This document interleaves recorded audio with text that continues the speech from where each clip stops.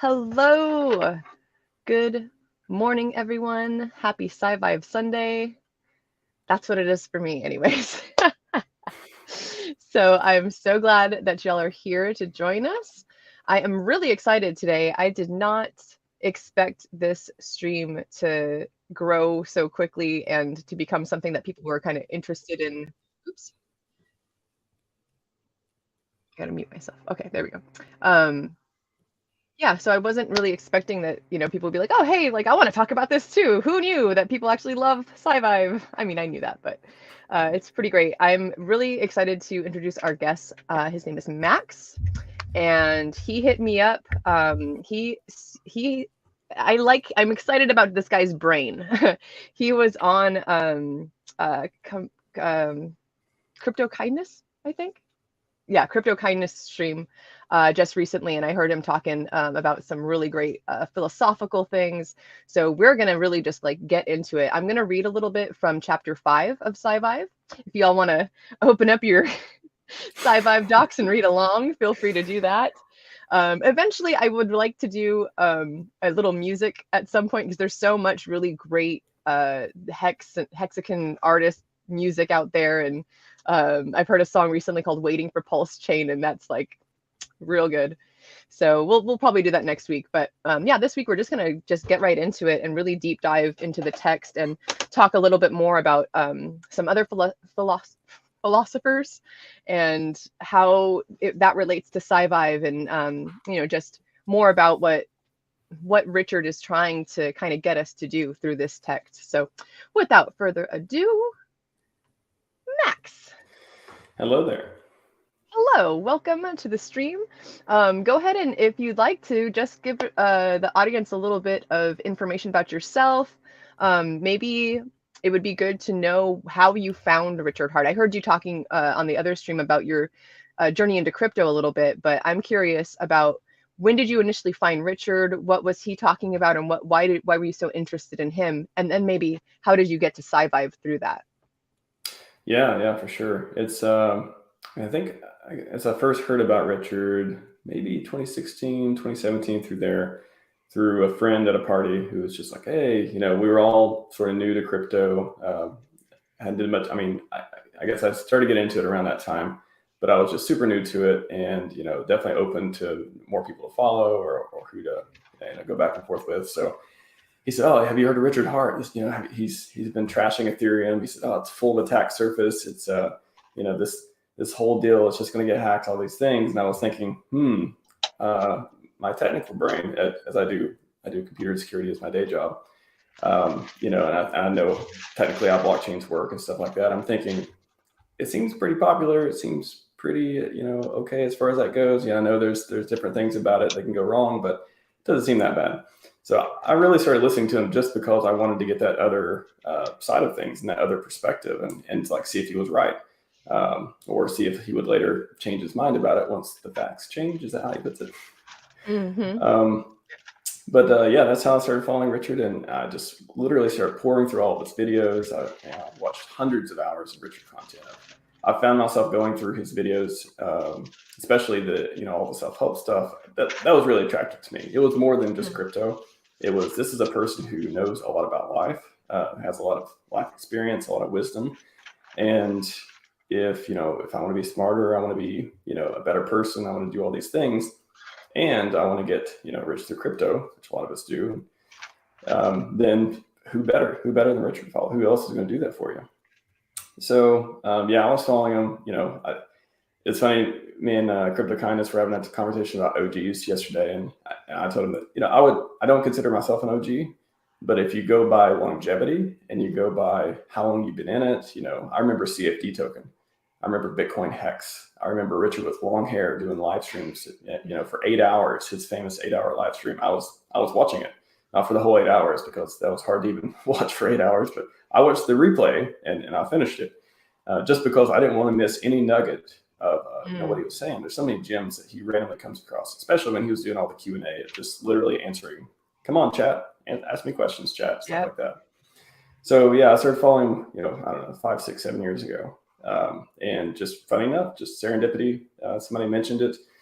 He said a bunch of controversial things, and isn't that how it works? I guess you start following someone and think, oh, is he a fraud, or is he really smart? And as my handle may suggest, Richard Hart Maximalist, I think I fell in the latter category for my analysis.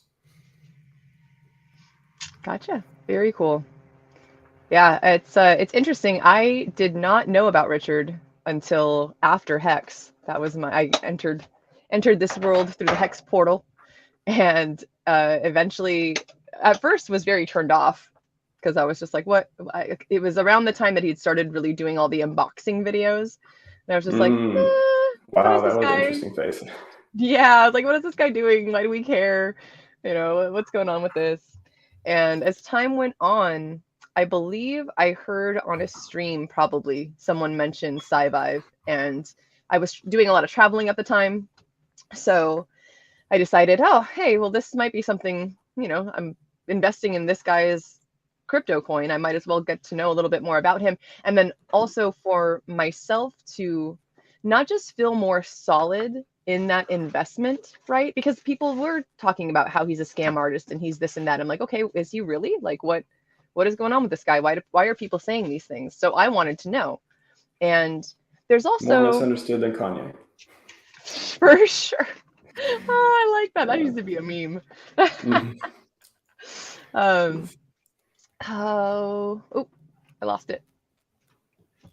Oh yeah, so yeah, basically just like for my own personal, just to feel better that I was like, oh hey, I'm investing in something that this guy's doing, and let me make sure that he's not a scam artist. Like, what's up with this dude? And then just falling into this amazing brilliance of what SciVive is. And I've said this a couple times on the stream, but I just was so taken by so much of and I'd heard some of the pieces of advice before, right, in different books, and there are kind of timeless pieces of advice that he's got in there that have been given by other authors and things in the past. But I think it was just like the way that he puts it, and the way that he's just so like no bullshit about it, right? Like, just he's so Richard, and he's just saying it the way he needs to say it, and it's relatable, So yeah, I mean, he makes you get serious about yourself. He's not here to sugarcoat it. He's not here to be like, oh,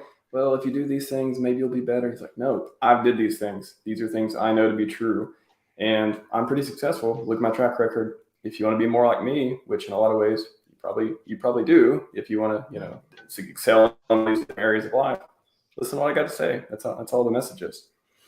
Yep.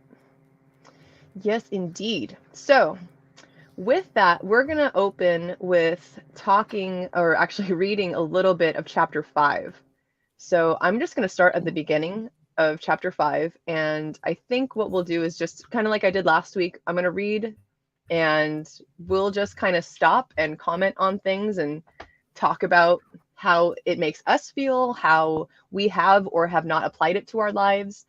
I'm not sure I don't think this chapter touches on this, but one thing that I wanted to mention that he directly affected me with was the having your own logo, brand, icon, like having your own thing.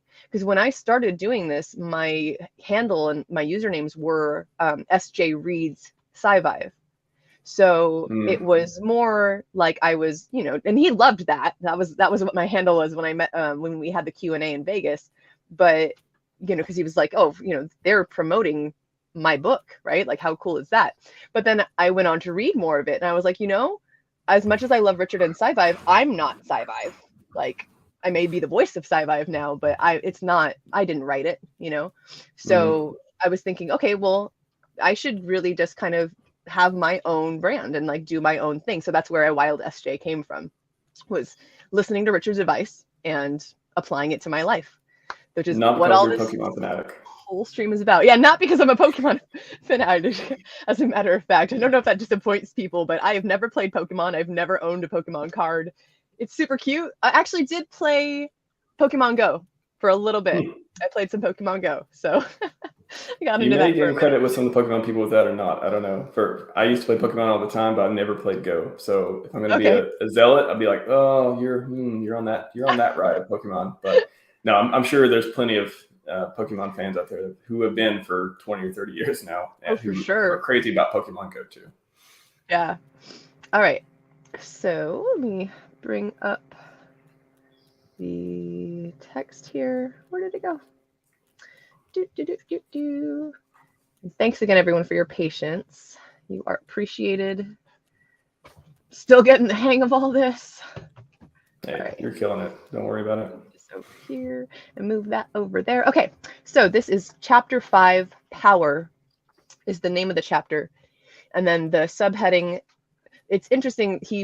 It's kind of broken down. There's the chapter title, and then he's got these subheadings that have little paragraph headings. If you've seen the text or not, that's kind of how it goes. So it's power, and then skills is this section that we're going to read. And the first little subheading here is know where you stand. Choose your initial state. Starting from the same state every time improves consistency. If you want consistent results, you must perform your action from a consistent base. Your physical and mental focus and environments must be practiced and correct. And I'm just going to stop right there already, because there's so much to unpack in so many of these just little statements. I mean, to me, what he's saying is have consistency in your life, right? Don't be someone who's going out and like maybe partying and you don't feel good in them. And that he touches on this throughout the book. It's like, if you're not operating at your best, if you're going to do something the night before that's going to affect your whole entire day the next day, that's not being consistent. You are then choosing an initial state of failure, right? You're choosing an initial state of having to start below where your like base should be, right? Mm-hmm. So yeah, it reminds me of the 10,000 hours deal too. Consistency as far as if you want to get good at something. I think it's Malcolm Gladwell said 10,000 hours. You need 10,000 hours to master something. And then I believe Naval even added to it, it's not the 10,000 hours, or someone else, I can't remember, it's the 10,000 iterations. So have you done it 10,000 times? And that's how to really master something, through consistency of practice every single day. Yep. Yeah. Actually, there's a point where Richard talks about that. I remembered he says that saying where it's, you don't want to do 10,000. You don't want to practice 10,000 different moves. I think it's kind of in relation to martial arts. It's practicing that one move 10,000 times. That's Bruce. What's his name? Most famous guy ever. I can't even think of it. Martial arts. Bruce Lee. There we go. Sorry, Bruce Lee. I don't know why I can think of that. Bruce Lee. Yeah, it's not. Right? I don't fear the man who knows 10,000 kicks. I fear the man who has practiced one kick 10,000 times. The 10,000 iterations. It fits together just like that. Yeah. Exactly. Super, super important to just kind of, get to that state in your life where that you're operating, maybe not at your peak, maybe you're trying to get to your peak, but you're operating where you are at your base that is going to allow you to get to your peak and not have to work your way up from the bottom over and over again. Yeah. All right. So I will now keep reading. It says, this includes your emotional state, the color of the room, the temperature, and how you use your body. Which outcome will profit you most affects your bias, perception, and performance. For example, if you listen to a stereo system, it's very likely that your brain will think the sound is coming from where you are looking. If you're positioned perfectly between two speakers and you're listening to a sound that's supposed to sound like it's in the center of the sound stage, if you look up, then it's like it's coming from there. You think the sound is coming from there. If you look down, it seems to be coming from there. Thus, if you're ever trying to judge the quality of a sound system, you must make sure to point your head in the right direction, or you'll alter the results. And it's neat to me that he speaks from what he knows, right? Like he loves audio, he loves sound systems. So that's, that I might not be able to relate to that. I mean, I do, but some people might not be able to relate to that analogy as much. But it's like, yeah, there's another section where he talks about configuring, that's not the right word, but basically making sure everything is in its right place and that it's going to sound the best wherever you've got it placed. Yeah, I think that's just, being a professional. That's what I kind of map that to, like being able to, know where all the right buttons are, where to position things, how exactly to fine tune it to make sure, whoever you're working for or whatever you're doing, they're getting the best experience because you have made it that way. So that's more mastery, more of, I'm always jealous of people who, play music. I wouldn't call myself a musician. Of course, who wasn't in a band, a long time ago, but it's one of those things where the people who can listen and hear the sounds and know exactly, the right, how to tune stuff, how to make it play in the right direction. Those people they're amazing. They do things I've never seen before. My bad. Oops. Yeah, I was like, did I drop? No. I just got a new laptop, and on the tracking pad, if I swipe, it just like took me to the previous browser. Oh, okay. No worries. I was still on, so I was thinking, bathroom break. No. If I do disappear for a moment, I'm probably eating. So. Gotcha. But that might be sponsored by Throat Coat and Pulse Chain. Yes, Throat Coat. Max was telling me that he listened to, I think it might have been last week's stream about drinking Throat Coat. It's great for if you're going to be speaking, if you're a singer, if you use your voice often. It's really wonderful for just getting your vocal cords all nice and delicious. That's the latest wisdom I picked up from you. I was like, Throat Coat. Let me Amazon that. Here we go. Well, hey, real quick, I'm gonna, because I forgot to do this, and I do want this to be a participant-involved show. As we're reading and as we're discussing this stuff, I would love to hear your comments. If you all have questions, if you also can relate, or if you have applied some of the knowledge that we're talking about to your life specifically, please, please, please comment about that. So real quick, let's say what's up. Ninja Chopstick, Godfather J6, Nikita, Tin Top, Crypto Sloth, Higher Self 4888, Georgia, thank you for coming. Let's see, Crypto Compassion, Jerry Oaksmith, happy Easter to you too. Hey Jerry, shout out to Jerry. Yeah, Jerry says I am not patient, FYI. Spike, and we got Balliot Brand up in here. Good to see you, Balliot Brand. Yeah, I know that SciVive, I'd love, Brand, you got to come on here sometime too. I wasn't originally doing this with guests, but I think once a month, we're going to do a deep dive session. So I'd love to have you on because I know that you're also super into SciVive, Brand. So that would be great. Susie Q, good morning. Hello. Happy Easter. All right. Cool. That's all in the chat right now. Okay. And hi to everyone on the replay. So this next section is something that it's funny because I think there's a point in SciVive where Richard calls this guy out, and I cannot think of his name right now, but Tony Robbins-esque type person, but he was more of a fraud. And there was a book that I listened to that it was an audio book that was like, you are what you think, or what you think you can get, something like that. I'll have to find his name later.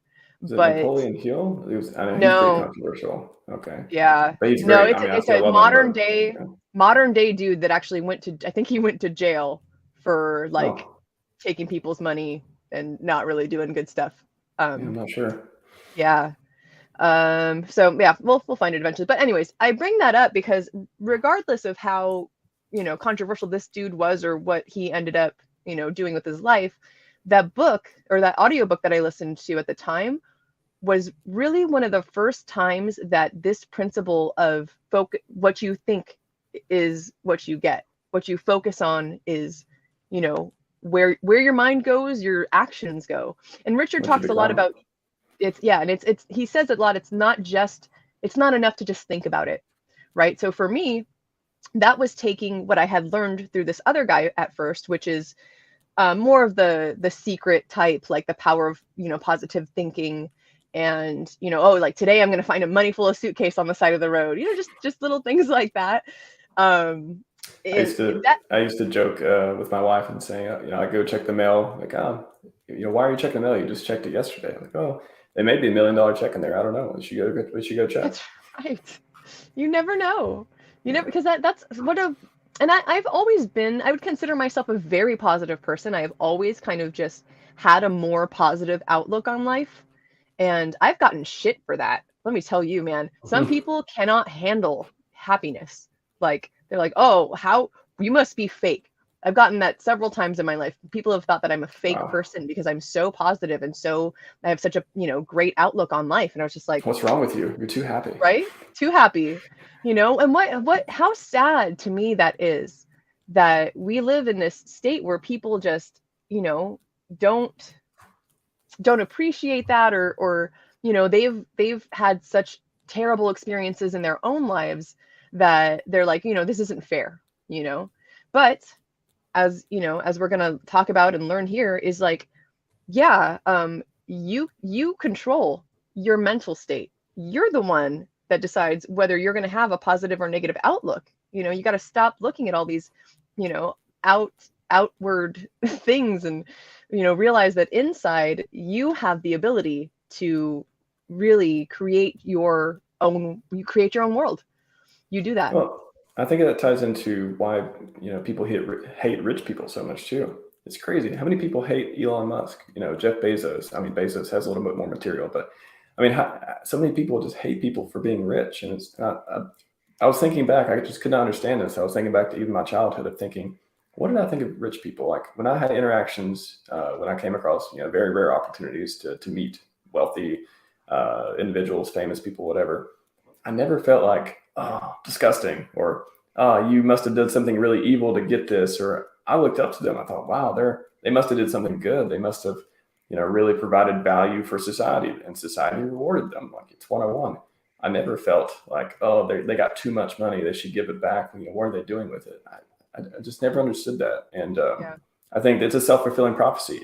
If you think being rich, or you think being wise, or you think being happy is a scam, or for evil people, or they're faking, or whatever, it's a self-fulfilling prophecy. You won't become it. If you don't want it, you won't become it, and vice versa. If you want it, you have a much better chance of becoming it.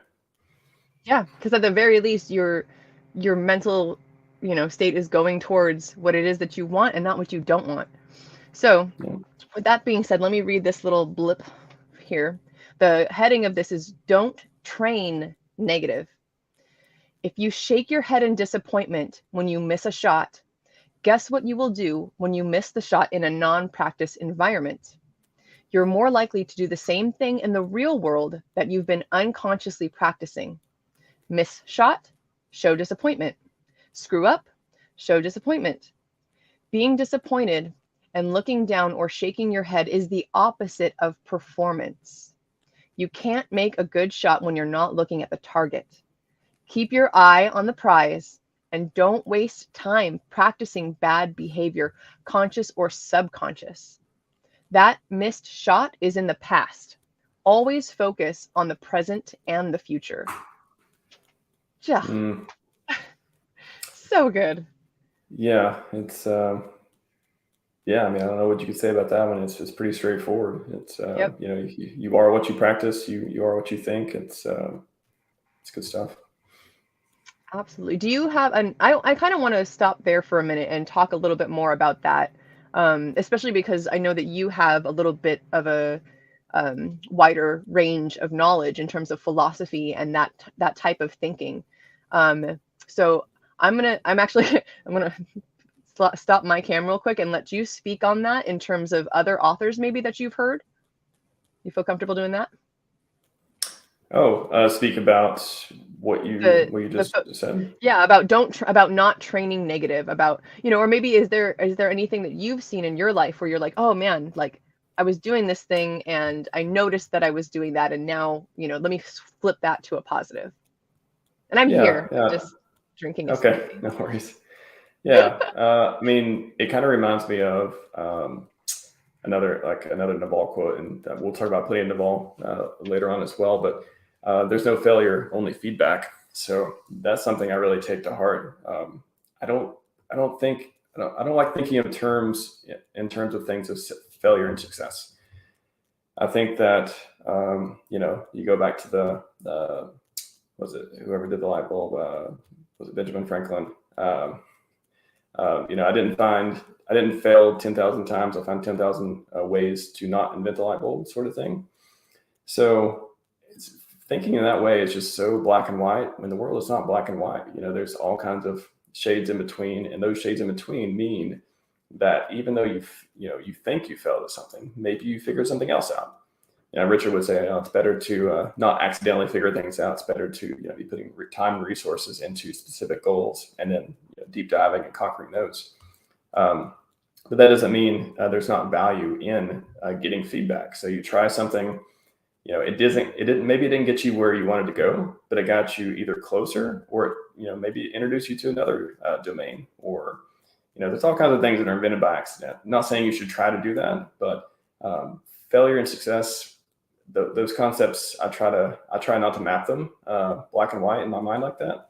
I try to map them as success being more of just, you know, getting stuff done and winning in whatever way that takes form. And I don't even think of the word failure as much anymore. I think of just feedback, like, oh, maybe I wasn't successful, but I learned something along the way. Nice. Very cool. I was also trying to figure out how to add a mod on YouTube. still working out these kinks, y'all. No worries. Yeah, excellent. That is, I mean, I feel like that train of thought, and that training your thought to look at to look at and focus on the positivity is just life changing. There was someone actually in the SciVive chat in the Telegram who kept talking about themselves, like, you know, they wanted help. They were looking for information, and they were looking for some answers. And every time they spoke, it was just so self-deprecating. And I was just like, man, like, you know, that's kind of, you know, you got to start there. You got to start with self-love and, you know, knowing that you're worth. Yeah. Yeah, there's a balance. Like, self-deprecation is helpful in the way that it makes you maybe more relatable. It makes you kind of feel down to earth with the people you're talking to. It's easier to get empathy, things like that, and really struggle through some emotional stuff with. But you got to cut off at a certain point. You can't do it to a point where you're literally like making fun of yourself, and the conversation becomes about you being bad at something. Like, you know, there's a delicate balance, you know, and you've talked to people who didn't strike that balance. You talk to them, you're like, wow, you're not that bad. Like, you're like distracting from the conversation by doing it so much. So again, there's a line between being humble, empathy, apathy, all this stuff like that, and just being able to you know, work through a problem and not to like beat yourself up. Yep, absolutely. Just gonna scroll through some comments real quick here. This is true, crypto learner. Absolutely. Yep. Making the conscious choice, right? Well, you can't live, you know, you're not living the past. You're living the present. So the more you thinking about the past it's really not useful unless you want to introspect, you want to analyze, you want to get it off your chest in order to solve the problem, write it down, talk to a friend, things like that. Other than that, the past is not going to change. So the only thing you can do is do what you can in the present, and hopefully your future self will thank you for it. Yep. I'm going to do a little housekeeping question answering. This stream in particular, the deep dive Sunday, will probably vary depending on who my guest is. I will usually do the Sunday SciVive reading. I mean, unless like all of a sudden I just have like an influx of people that are like, yes, let's stream together. But for now, my goal is to do like 3 times a month. We'll do SciVive Sundays at 10 CST. So it's just, for me, it's just easier, a little early morning stuff. And then the 1 time a month we do the deep dive. It will probably be a little bit different in terms of that, the timing, because it just depends on, you know, whoever I'm speaking with. We're all over the world, which is so awesome. Thank you so much, Hex Siren. I appreciate you. hello to all the new people coming up in here. We got Hex Siren, Go Eddie, Empty Coiner. What's going on? Good to see you. There was something else. There was another question. 1 second. Oh, someone had mentioned Spotify. So that comes up a lot because I just finished the audio. What my plan is right now, and I'm actually kind of waiting to hear from Richard as to whether or not this is his thoughts as well. But as of right now, my plan is to go back to the beginning of the book and polish it and edit it so that it is ready for actual publishing, so that we can have an actual physical SciVive book out there for people to read, right? And whoever, I don't know who the editor was beforehand, but thank you. Bless your heart, because I didn't see it before. Did you see the previous one? Okay. I didn't, I did. But I know that it was rough. a monster. Yeah. I remember printing it out and Wow. reading on the airplane. I mean, this was 2017, 2018, 2019, somewhere through there. Printing it out, and I was just like, man, this is hard. This is like, I want to. And he's like, oh, well, if you're smart. He always said on the streams, if you're smart enough, you can get some good stuff out of the point. I always think of the challenge. I'm like, okay, I feel like I'm smart enough. This is super unedited, but I'm going to work through it, and I'm gonna try to get what I can out of it. And one day it's going to be better.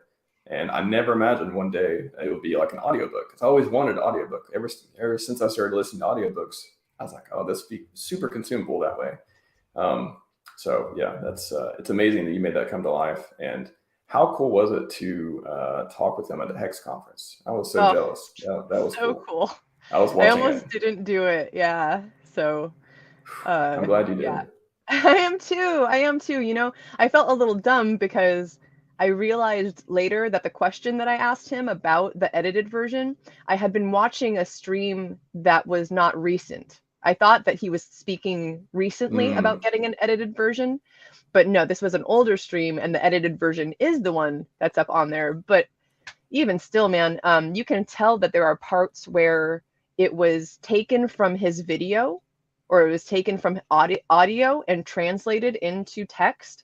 So words are incorrect, the punctuation is wrong, things just don't make sense in some points, things are repeated a few times. So it's still definitely got some work to go, but definitely huge shout out and thanks to whoever that previous editor was, because that was I heard just like kind of a Frankenstein type document. A lot of highlights, a lot of chopped paragraphs and stuff for sure. Yeah, and there's still a bit of that. Like there's places where there's like this XX like note, you know, like oh, you need to change this, or yeah, exactly. So yeah, that's gonna be my work coming up here. And also shout out to Hex Crypto, that channel. They have up to chapter 9. They actually, it's not, I thought they'd have it completed, but if you look, they haven't done 10 yet. I'm hoping they do still, because you know it's still listenable. That was where I started. Yeah, me too. So I started Same thing to that before yours. Actually, I listened to it all through them, and then every month I was like, oh, are they going to release a new one, a new chapter? And then I saw you start doing it. I'm like, wow, this is great. We have competing SciVive audiobooks. So amazing. Yeah, I couldn't. It was like I couldn't not do it. As someone who loves audiobooks, I was like, man, this is great info. I couldn't believe no one had done it or had thought to do it yet. I was just like, oh. Well, it's just a lot of work. I mean, as someone who writes a lot and, you know, has done presentations and things like that, I know, I mean, even blogs are a lot of work. It's a tremendous amount of work to sit there and read something clearly. And, you know, I know this is not the first thing you've heard of, but your voice makes everything much smoother, much easier listening as well. So I don't know. I hope the community can put something together to just show all the gratitude we have for you doing it, because it's invaluable for the message. Yeah, and it needs to get out there, and that was part of why I rushed, because I was just like, you know what, you know, people want this obviously, and this information can be life changing. I mean, it has changed my life. There are definitely things that I've read that I applied to my life that I now like either don't do or I do because it was in this SciVive book. So Yeah. it is just wonderful. Let's see. I love this, Hex Siren. Yes, writing down things to be thankful for. That is a huge thing that I Mm. would like to do more. I know that the power of writing, I think Richard touches on this, but the power of writing, physically writing with a pen, is really powerful because it's helping bring that thought into the world and like you physically see it. Well, it's So good that is, for committing to memory, and it's good for thinking, because when you write or when you type, you're thinking about how to say something, which implicitly means you're thinking about the topic. So it's not just, anyone can take a book and blaze through it in a few hours or a few days, and then what'd you get from it? But if you start writing notes, you start, writing your own ideas about it, or you start looking up quotes, the real meaningful stuff that you get from each one.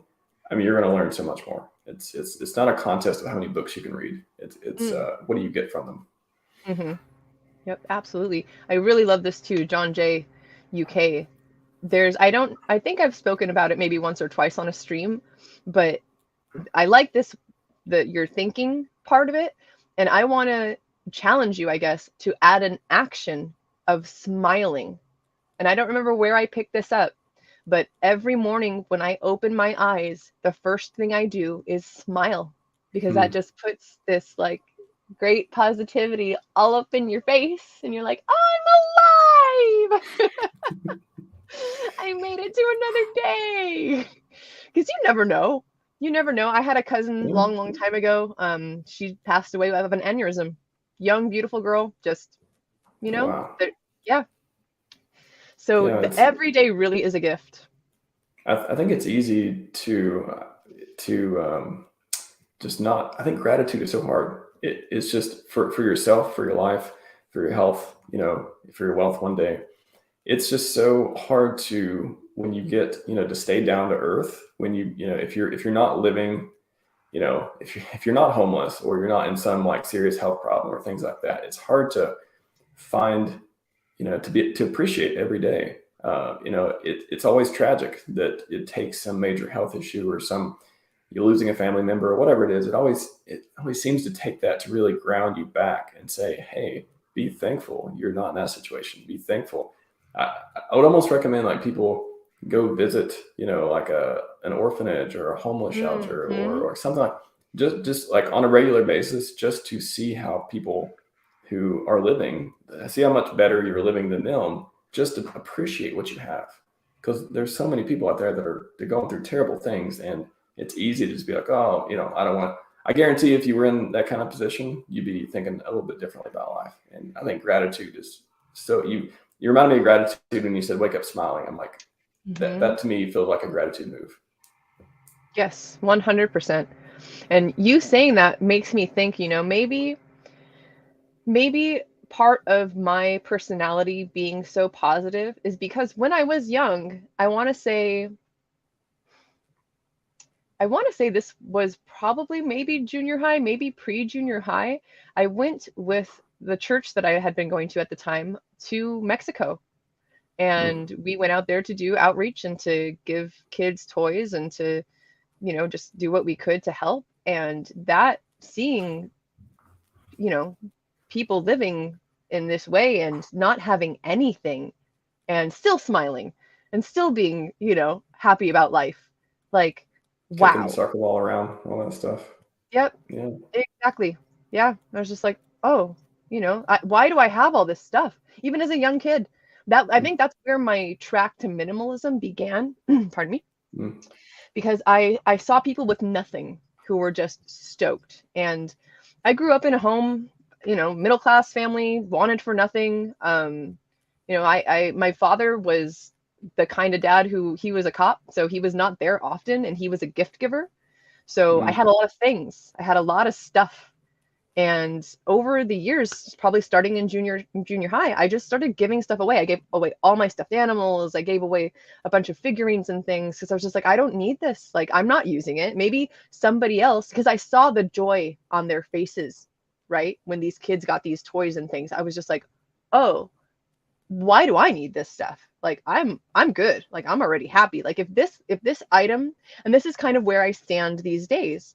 if I'm not using something, if it doesn't bring me joy, and this is kind of a little bit of feng shui, Marie Kondo kind of minimalism stuff, right? If this item doesn't bring me joy, if I don't use it and love it, they even go so far as to talking about naming every item that you have. Because every item, everything around us has energy. So to be the opposite of what you would do on a farm.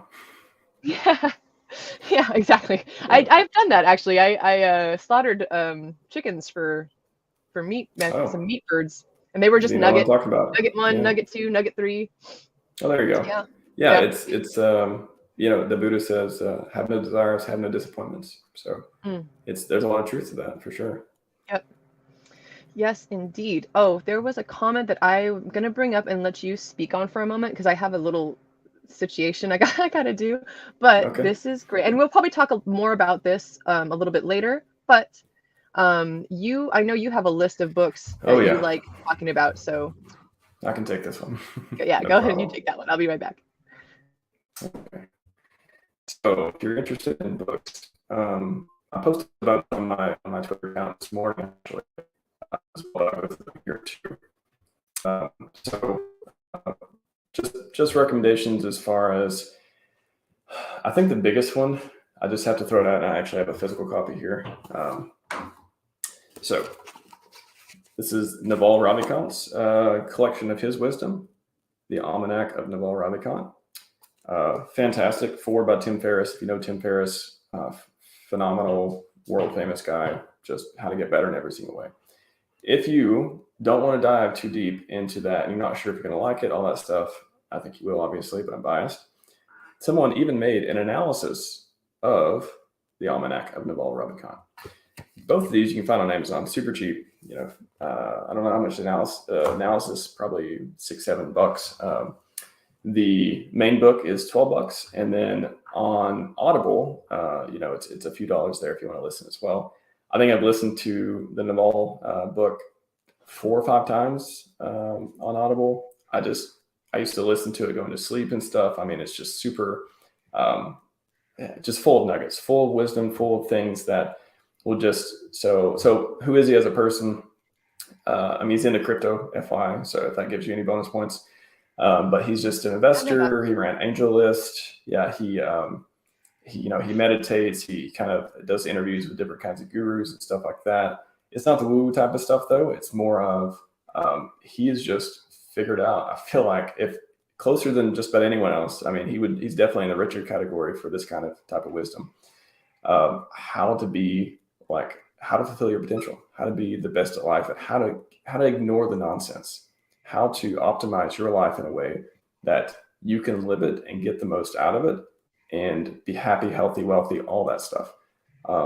So it's not I think people, self-help, self-improvement, stuff like that, they think, oh, that's for people who have serious problems. It's like, I don't think it is. I think it's for people who are open-minded and who want to get better.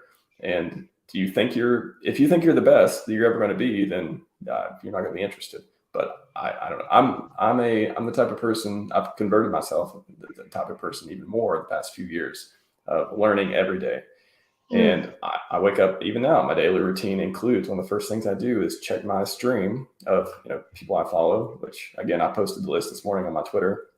I have a bunch of different accounts I get philosophy and wisdom quotes and stuff from, and book summaries and things like that. I start my day with consuming that type of content and writing and just, taking notes, discussing it with my family. It's you can be a lifelong learner. And if you talk to anyone who is, they seem to be pretty happy. They seem to be pretty, articulate, just know what's going on people. And there's not a lot of depressed lifelong learners, I don't suspect. So excellent. I covered one book while you were gone. That's fine. That's good. We'll touch on some more a little bit later. I know we're gonna kind of get into some more people right in a bit. Yeah, and I'm really looking forward to getting that book myself. I did not know about Naval until I think I followed you, or you mentioned him or something, or maybe I had just followed him recently. I'm sure you've seen a quote from him somewhere. He's pretty out. Yeah. He's getting out there, and it's a great thing for the world. Yeah, and it's interesting that he's into crypto. Yeah, Future he's Hexakin? oh gosh, I hope. We I gotta think, make that man, happen. I like two of my favorite people in the world, Richard and him. Like if they were if they were to team up, so the world would be in trouble in a good way. Yes, I love it. Okay. All right, so I'm going to go ahead and read a little bit more. This next section is called Focus. And I If you got, don't mind, I'll step out for just a moment as yeah, well. absolutely. Go ahead. Be And right I'll back. just, yeah, no problem. I'll make a comment real quick. It's interesting as I've been reading this, there are places where Richard, like, where the cussing is there. And then there are places where the word stuff is used instead. So I gotta find out if that's just because it was converted from audio that they changed the F word to stuff. But anyways, all that aside, I'm gonna try and keep this a little PG because I had a request to do so. So I will, while in the book, it's gonna be up to Richard whether or not he wants to use the cuss words because it's him, right? Like that's just kind of how he talks, right? Um, so yeah. When the stuff hits the fan, you will perform at the average level of your practice. You're unlikely to do much better or worse than your average. Focus on the action, not the outcome. And that's, again, we were talking a little bit earlier about how he takes that thought of focusing on positivity and turns it into don't just focus on the thing you want or the positive thing you want. You need to take actionable steps to get there. So this for me is just like this is the next level, right? I've got the positive outlook. I know that there are things that I want, and now I know I can't just think about them. I have to take steps to get them. So again, focus on the action, not the outcome. Revisit it every once in a while to make sure that the process is still the right one you should be focusing on. Some large companies focus on process too much and lose track of the reason the process was originally good. If you put your focus into the area where a thing is happening, your brain has all kinds of mental and physical tricks it will use to get you better results in that area. If you're playing baseball, focus on the ball. If you're bowling, focus on the pins. You can still make changes while the ball is in your hand. Focus on those things you can interact with, the things you can touch and influence, and the world will bend to your will, which I like that a lot because if you're not, if you're looking outside of your scope, right, or outside of your sphere of influence, it's going to be a lot more difficult to get a result or to get to whatever that is. So to me, this is almost saying, yes, not only should you think positively and take actions towards that positive outcome, but be sure that you're working within your own means, right? I'm sure there's a great analogy for that, but I can't think of it right now. And then there's a little bit more here. Okay, you see, like here's a typo. You most focus on that Mm-hmm. which says you must focus on that which is coming at the expense of another typo of what which is past. So that which has passed. I'm gonna read that for real. You must focus on that which is coming at the expense of that which has passed. The future is rapidly approaching and the past is forever out of reach. The past is but an idea, unattainable, while the future is unavoidable. Change the focus of your mind to get better physical results, limiting feedback and focusing on touch. Focus. I like it. Yeah, it reminds me of deep work too. Just having time to think deeply about topics. And I just can't imagine, I think one of the things about modernity that is so useful and created so much value in society that nobody talks about is you're not living in a cramped small house with five other people like they were, in the 1800s and early turn of the century, all that stuff. You have your own bedroom. A lot of people, you have some space. You have time alone to think and become. It's kind of like if you never move out of your parents' house, you never like really grow up, sort of thing. It's like if you never have space to become yourself, you kind of always are in that collective, and you don't have time to think about these ideas, and maybe you have people to talk to in the social aspect. There's trade-offs, but just one of the most underrated things about modern life is a lot of times you can find time to get this deep thoughts, deep thinking, deep work done. And if you see, of course, prioritize, set up your calendar, just be able to push yourself through it, all that stuff. But yeah, that's something that I don't hear anyone talking about. And it's like, wow, how is the world so much more productive today? I think it's really because we have time to ourselves and time to think about what we want to achieve and do. That's interesting. That's an interesting point, because we are it's to me it's interesting because I've looked at that, and you can look at it in this other way where that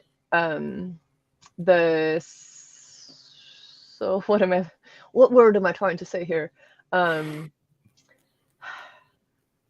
Just because I've looked in the past, and it's just like we're all in our own cars, right? We've all got our own houses, and we all got our own cars, and we're all just doing our own thing, like, to me there's almost this like little detriment, right? Because we're not working within cooperation with another. But maybe that's the next step, right? Maybe that's like we are here and we are isolated in order to work on ourselves, which I believe this last couple of years has really forced people to do so, right? You either got better through this or you didn't. And you either invested in Zoom or you didn't. Right.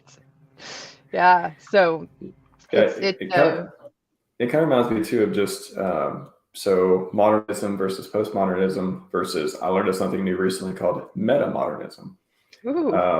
And I'm not an expert in any way in it, but I just think it's been worth checking out for me. I started, listening to some audiobooks and stuff about it, but you can think of it kind of as the best of both worlds approach. Not everything should stay the same, but not everything is evil, and all that stuff too.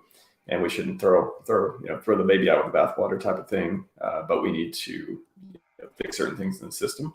So whether you hate postmodernism or you hate modernism, or you love one or the other, meta-modernism is something to look out for in the coming years. I think it's going to gain some popularity.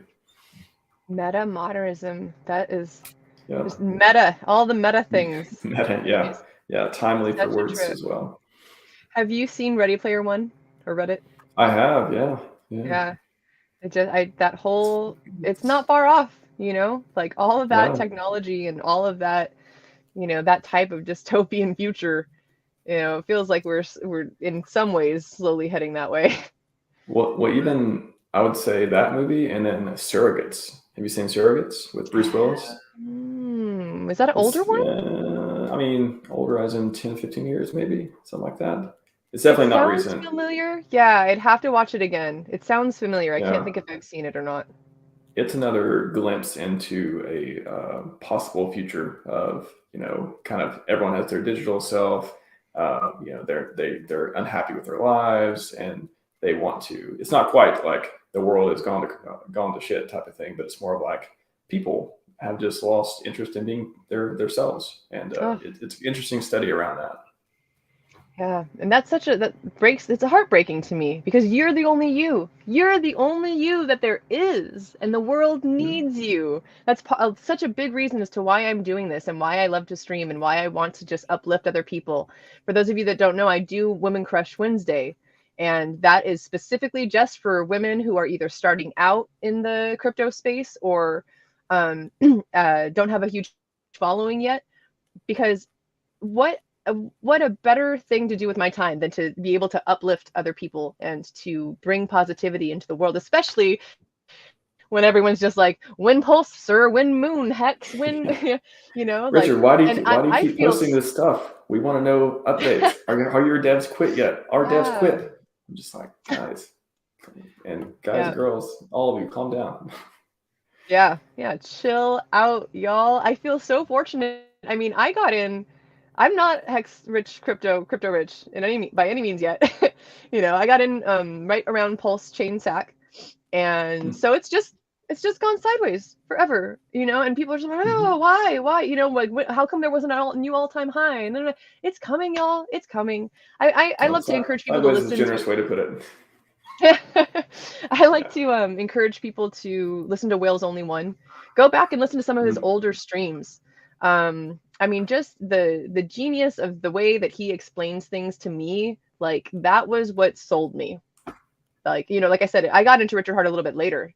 So just listening to someone whose mind was already in the financial space and understood and understands all of that. And then, here's this beautiful nugget. What I kept hearing was, we've been waiting for this. We've been looking for this. Because so many people I've heard got wrecked in 2017. And there were all these things going on. And little piece of my crypto story, I invested on not behalf of, but Crypto Kool-Aid knew that I was kind of a little interested in. I think I mentioned something about Bitcoin or blockchain at some point, and he was like, "Hey, I do all these things. Let me tell you what to do." So I took maybe a few $100 and put it into these different coins that he told me to do, like Solana, ADA, just a bunch. Like I just diversified. I just bought little bits of like all these different things, right? That was in 2017, the very beginning. And then I moved to Puerto Rico and the hurricanes happened and I forgot about it. I didn't touch it. I didn't look at it. So I like to think that I made a ton of money and then lost a ton of money and had no clue. So when I came full circle, yeah, no, and that's it. That's the thing, is that Kool-Aid was there. He went through all of that. And many, in my opinion, or from what I've heard and what I've seen, many OG hexicans were on that same boat. They rode the waves of 2017 and they got wrecked and, they got rug pulled and all this junk happened. And so they were looking for this. They were looking for something like Hex. And then Richard Hart created it. So, got a little off topic there. But, the point for me was that I've known since I invested that this is a long-term game, y'all. Stake and chill. We got time. We got 15 years together. And I love that too. Like going to the Hex conference, meeting all these hexicans and being like, yeah, we got the next 15 years together, y'all, and that's part of why, again, it's important to keep the positivity. That's why it's important for us to bring this message that Richard is trying to give about SciVive and SciViving and being SciVivers. In fact, I think it's in the last chapter. I think it's in chapter 10, but he actually talks about SciVive as a religion and how that, he wants this to be, I don't think he says this, but, in my mind, he wants it to be mass adopted. Because why wouldn't you? Why wouldn't you, use these tools and these, these little nuggets of wisdom in your life? Well, I think since, again, just it reminds me of modernity and the fact that, people have become less religious in a traditional sense, and they're looking for some kind of meaning, which, maybe religion gave them meaning before. And now they're going towards, these other causes that may be healthy, may not be. And hey, if you got if SciVive is a religion and we agree it's a healthy religion, then I don't know, like what's the difference between a religion, a following? There's people that go by, have all these different verticals of stuff they really follow and live their life by. Like, what's the difference? I think there's, I don't, the definition of religion, we can go back and forth on, but if SciVive's a religion, I think there's definitely worse religions. Yeah.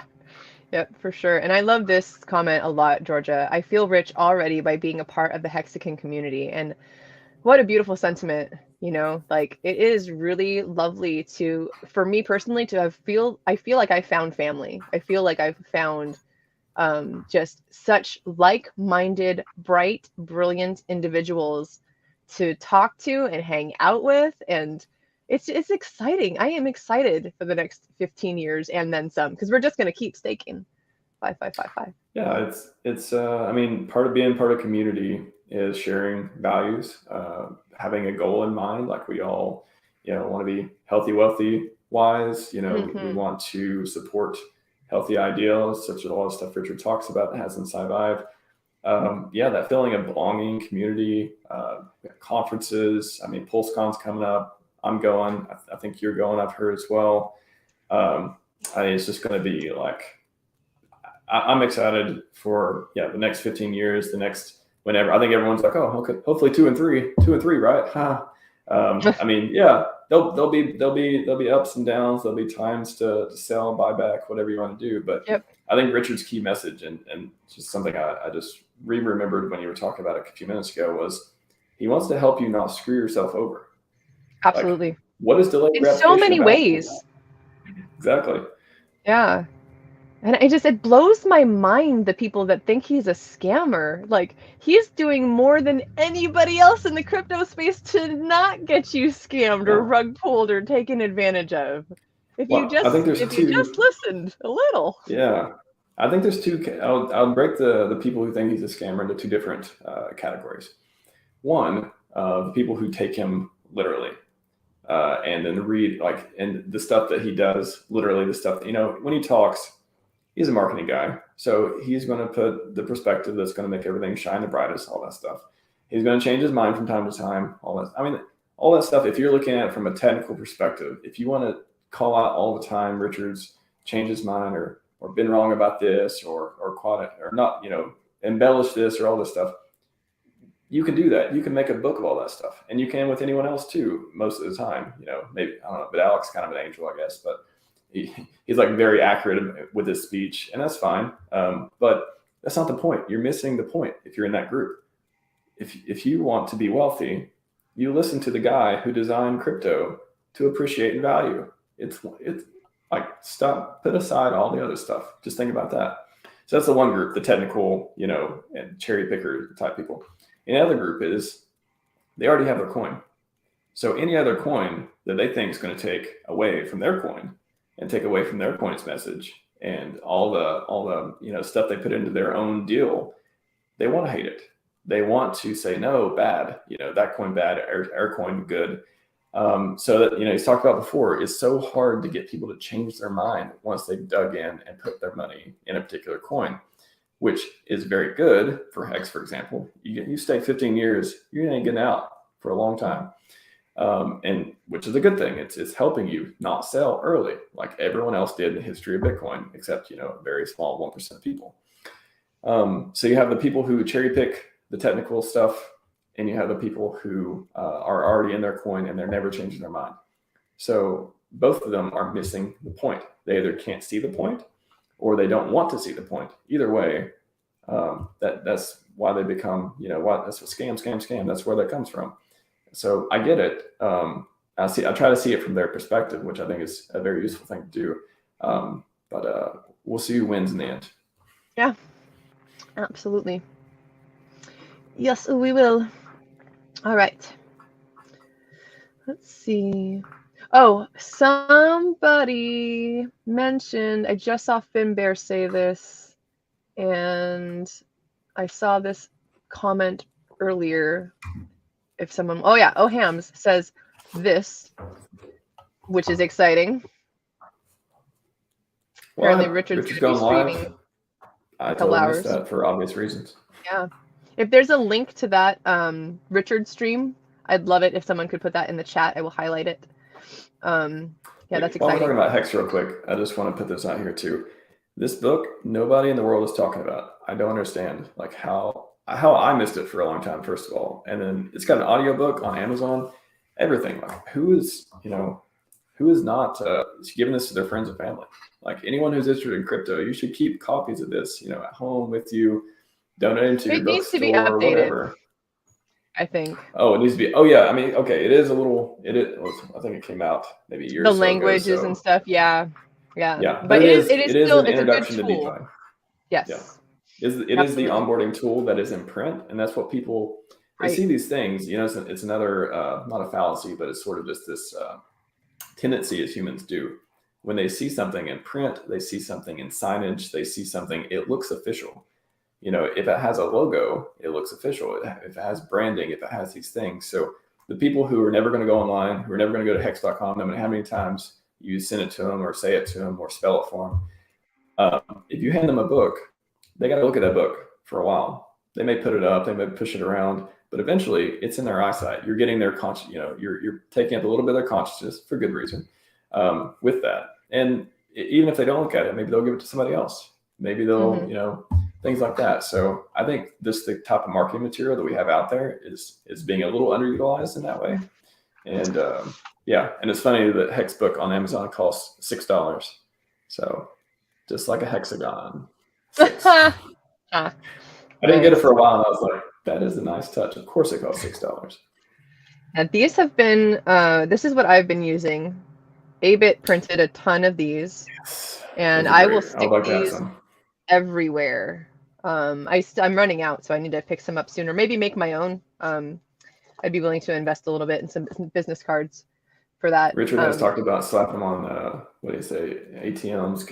It's funny how he says it. He's like, well, I've heard people who think it could be a good idea to put them in front of eyeballs on gas station pumps, ATM machines. I'm not Clever. sure I of the left a legality of few that or in. not. Hard to I say. left some in an IKEA. On like they in the Nice. IKEA showroom, they have these like there's a few that have like computer setups, and I just stuck them on the keyboards. I was like, maybe Nice. because you never Yeah. know. I went to a restaurant the other day in like this podunk little town outside of here, and left a few. And they have like a little box where you can drop your business cards. So I was like, hey, There maybe you someone will go. see this, and you never know. You never know whose life you're going to change. And speaking of doing that, Susie Q, you are a boss. I see you working it all the time. Like she is constantly out there spreading the hex gospel, basically. Like, I mean, you are a machine at doing that. And thank you for your service. Thanks for what you're doing. Because, that's a Yes. great example of, once, and I don't know, I don't know 100%, Susie, if you're retired yet from hex gains or whatever at this point. But how else to spend your time than to tell other people about this amazing thing that is giving you financial freedom, right? Like, Yeah. yes, this is awesome. Take a look, right? Like, Eat. check this out. And it's difficult when people don't get it or are just so leery of crypto, because I get it, right? Like, like I was talking about those guys years ago that, all this shady stuff happened, and shady stuff happens in crypto every day. There's tons of people trying to scam you out of your money. So it is hard to navigate, for sure. Yeah, and yes, thanks to CZQ for that for sure. We need more people in the Hex army of spreading the good word. I was just thinking of when you mentioned you're not sure if they're retired or not. Even if you are retired, it's probably a good idea. And so, for example, I kind of relate this to Crypto Heartbeat has the Pulse Promise, the compression cartel, where Yes. you're setting aside certain amount of pulse to use for good later on. You just agree not to touch it. It's totally up to you. There's no DAO or anything like that. It's just like, hey, we want to put this aside. So it reminded me of, even if you are retired, maybe, and you think you're going to be wealthy in the future, you want to start putting together a plan of what you're going to do with the money.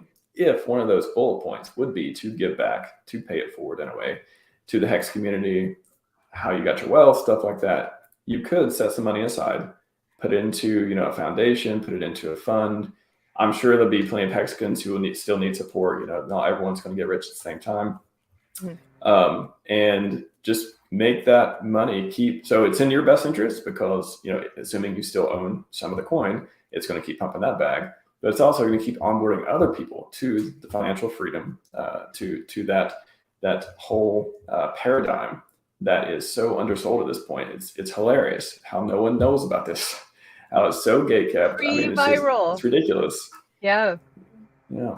So I think even if you are retired, I can see myself even when I do retire and move on to other things. And I mean, I'm not saying I'm going to do that. I'm not saying, as soon as I get rich, I'm going to stop streaming. As soon as I get rich, I'm going to leave the community. I'm not saying that. But even if I were, I still feel like it would be the ethical, the thing I would want to do to continue to support, what helped me be so successful, and to keep helping other people do that. I think that's a no-brainer for me.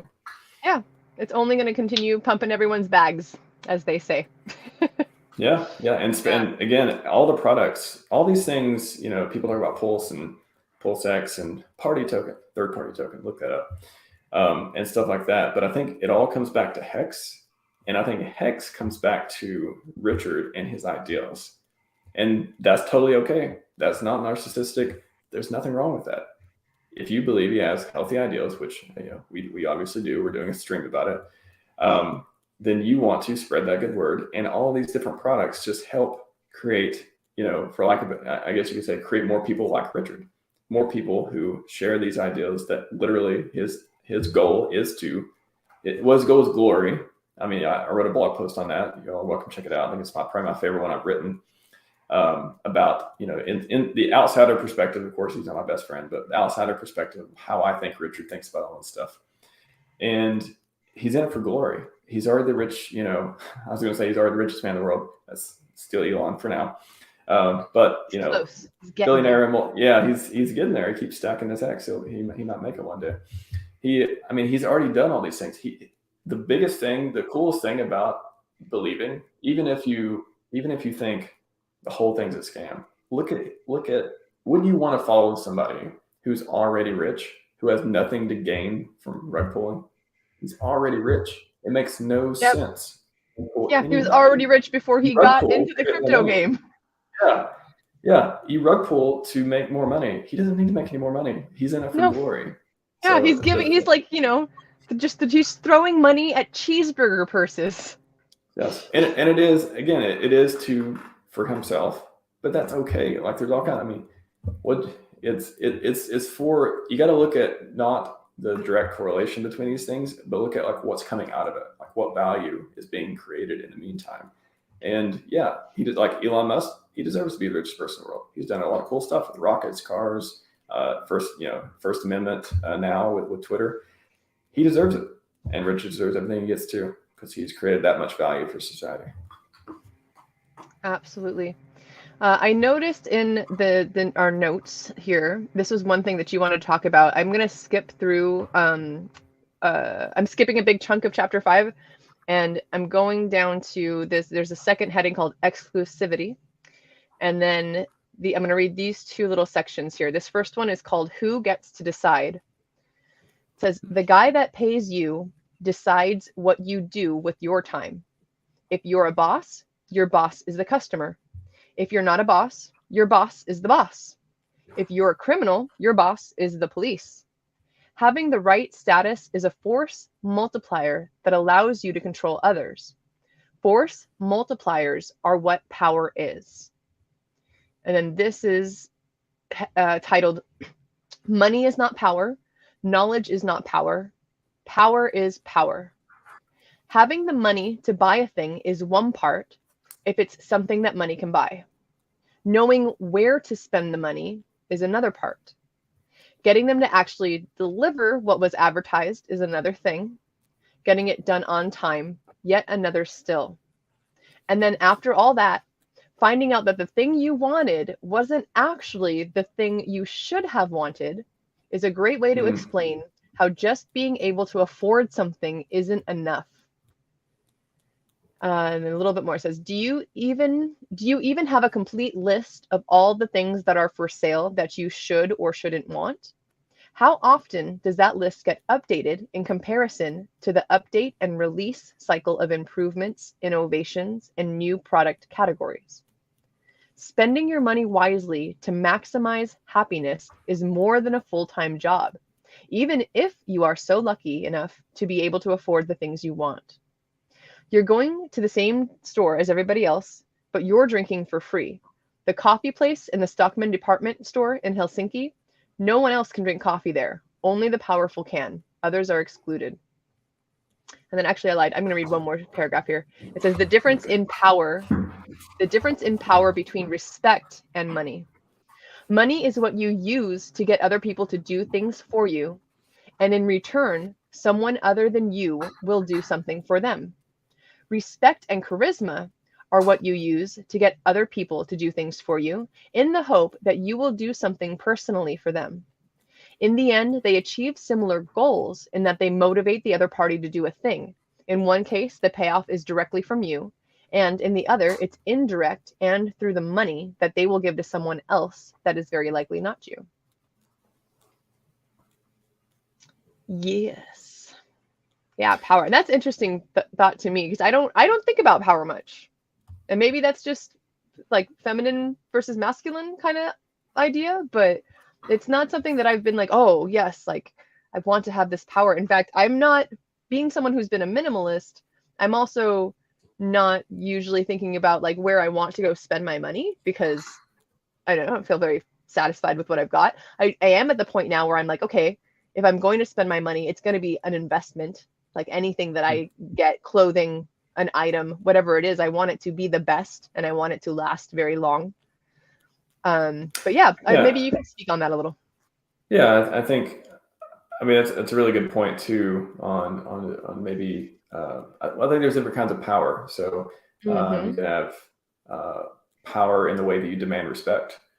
And you don't let, tolerance kind of goes both ways, right? It's kind of, what you tolerate. And I tweeted about this morning. What you tolerate is what you're willing to accept and how you want people to treat you.